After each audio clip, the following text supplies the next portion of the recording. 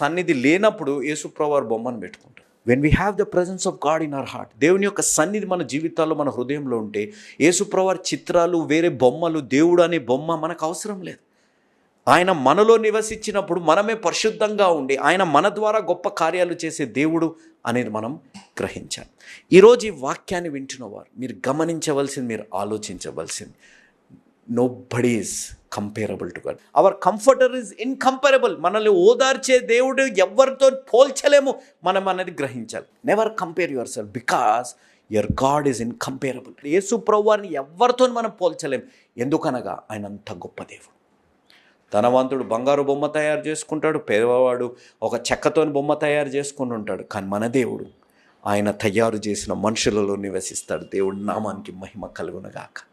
ఈరోజు ఈ వాక్యాన్ని వింటున్నారు, మీరు గ్రహించవలసింది గాడ్ ఈజ్ ఇన్కంపేరబుల్ అనేది మనం గ్రహించాలి.